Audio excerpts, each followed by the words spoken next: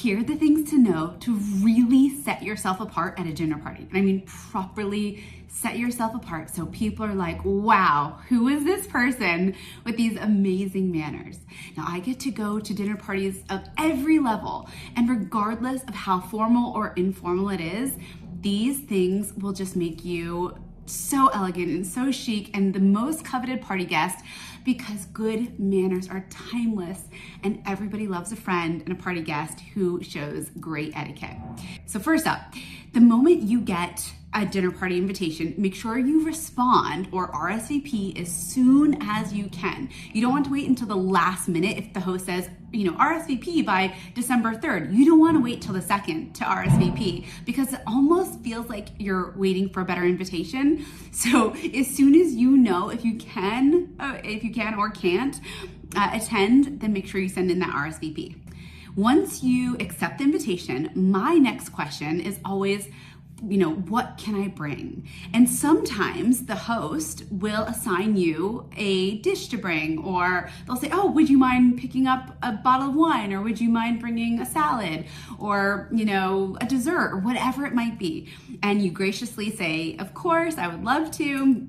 And then do your best with whatever resources you have. Now, if your host says, no, please just bring your appetite or whatever they say, no, I don't need anything, then I still would always recommend bringing a host gift. A host gift is simply a sign of gratitude for being invited.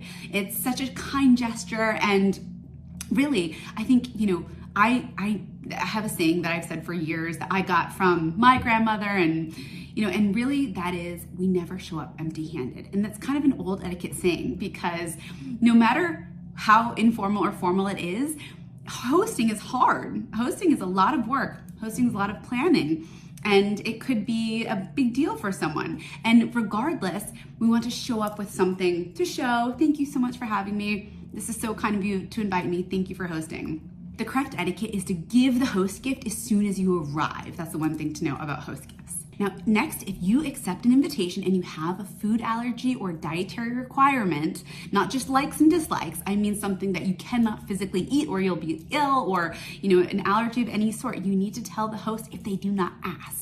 So a good host would say, thank you so much for coming, Myka. Do you have any dietary restrictions or allergies I should know about? Or do you and your husband?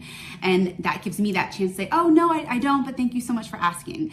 But if they don't ask that, and let's say I have a peanut allergy, it's really important I tell them that. Say I'm a vegetarian, whatever it is, I need to tell my host so that they don't prepare something that I can't eat, and then your host actually feels bad because they have nothing to give you.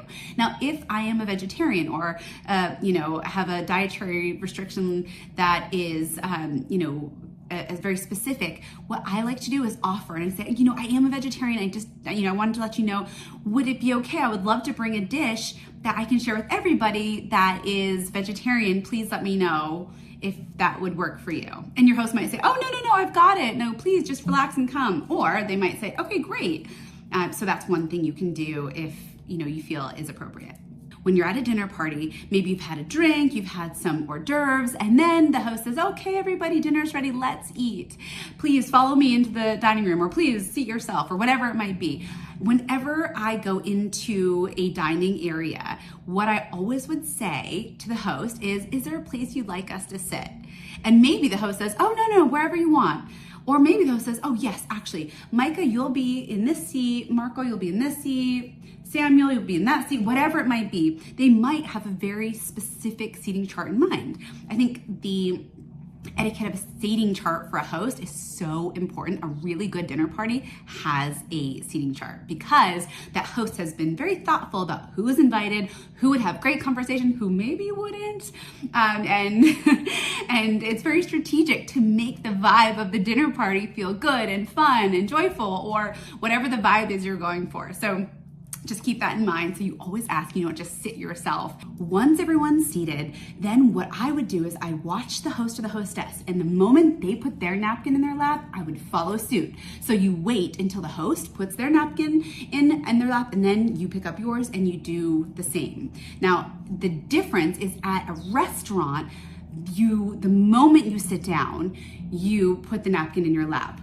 The reason is because at a private home, you don't want to rush the host. So let's say the host says, everyone please be seated, and you're all seated finally. And then the host looks over and sees you with the napkin in your lap. It's rushing the host. Always wait until everyone at the table has their food before you start eating. Often at a private home, the host or the hostess will say, please everyone begin, please enjoy, whatever they say to say, start the meal. So I always look for those cues before I start, but also the big thing here is to wait till everybody has been served, and then you look around, does everybody have everything they need? Yes, okay. If the host is signaling to eat, great. If the host has just started eating, then I will start myself as well. But we always want to wait till everybody has food, so you're not the only one eating. And some people are still waiting for the potatoes to be passed. So that's just a show of respect and a sign of kindness and consideration to everybody you're dining with. Salt and pepper is next.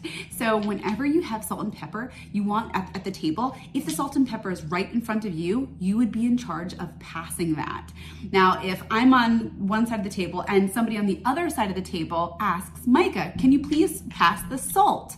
I won't just take the salt and pass the salt. I'll actually take both the salt and pepper and pass them together so that they don't get separated at the table. Because if one is down here and one is down there, and then somebody wants both of them, it creates, everybody has to stop the meal, look for the salt and pepper. But if they're always together, just like a little couple, happy couple all the time, then you never have that issue. P.S. If you're hosting and you have more than 5 people at a dinner table, or the length of your table, you have a long rectangular table, then I would have multiple sets of salt and pepper. Let's say now I need to excuse myself from the table in the middle of the meal.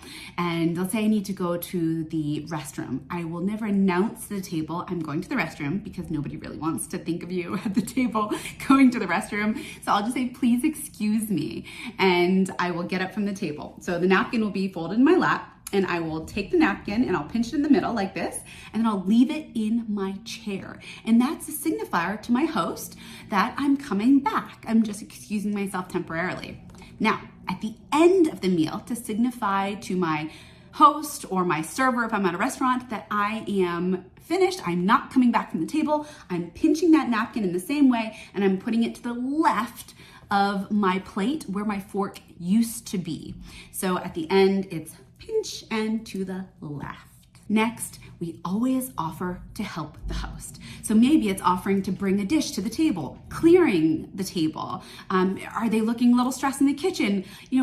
Just asking, Bonnie, is there any way I could be of help to you? And maybe Bonnie says, no, I've got everything. Please just go relax and enjoy.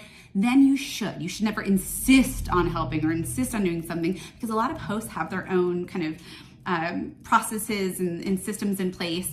And I personally don't want people to help at my house. I just want them to relax and enjoy. And, I know where everything goes and it's faster, and it gives me more joy to know that they are not helping me. So that's my personal preference. Depends on the relationship with the person, depends on, if you're with your sister or your best friend. But I still think regardless, I'd love to offer to help. Now let's say the host is giving a toast. Let's say I'm giving a toast to welcome my guests for a birthday, for a holiday meal, whatever it might be. So I might stand, I might sit, depending on how many people are at my table. And the important part is that you as the guest should stop what you're doing, stop eating, stop drinking. You can hold a glass, you turn to the person speaking, and you pay attention. You smile, you show them you're attentive, you're alert, you're enjoying yourself. So remember, be gracious, stop what you're doing, and pay attention. All right, now we're nearing the end of the evening. If you're the host, you usually serve dessert and offer coffee or tea. I always have decaf too. That's a really good thing to note as a host. But if I'm the guest, then the important thing is that you don't want to overstay your welcome, because it's a long night, it's a long day of preparation for your host. It's the end of the night, they might be tired, they've got cleaning to do or tidying maybe. And if that is the case, then you want to make sure that you don't overstay your welcome. So my general rule of thumb, generally speaking, is that I wait no more than 40 minutes, probably 40 minutes, and after coffee, tea, and dessert is over. So it's done, we're done, then about within 40 minutes, it's been a wonderful night, thank you so much for having me. And you never want to be the last person at the party either, by the way. If you're looking around and everybody's gone, that's another sign.